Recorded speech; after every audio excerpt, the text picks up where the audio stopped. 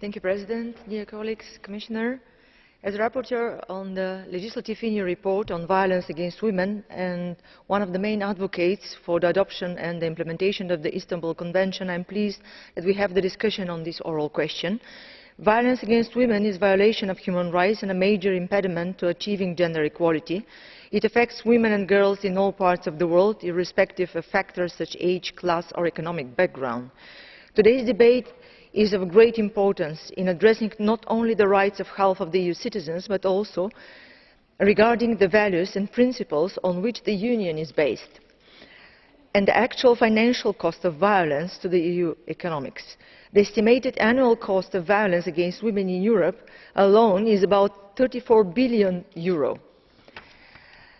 EU vision is still lacking. We are still waiting for the European Commission to develop and adopt a comprehensive strategy on violence against women.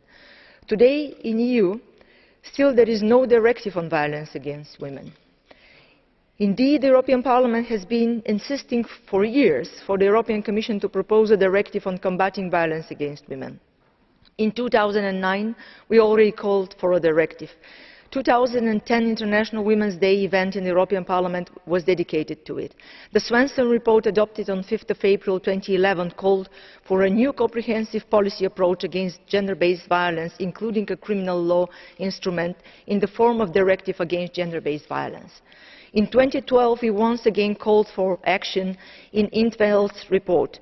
We say that that's where need for Commission to present an EU-wide strategy to end violence against women, including a legislative criminal law instrument to combat gender-based violence, as requested by Parliament in several resolutions. We also called on the Commission to establish 2015 as the EU year to end violence against women. After the Lisbon Treaty, the European Parliament can adopt a so-called legislative INI report in which we request the EC to propose a piece of legislation. Now, in the FEM committee, a legislative initiative report is prepared on this topic. Decisive action is needed in terms of signing and ratifying, the most importantly implementing, the Councils of Europe Convention on Violence Against Women and Domestic Violence by individual states and on behalf of the Union. The Istanbul Convention is the most far-reaching legal instrument on violence against women and has the potential of effectively preventing and combating violence against women in Europe and beyond.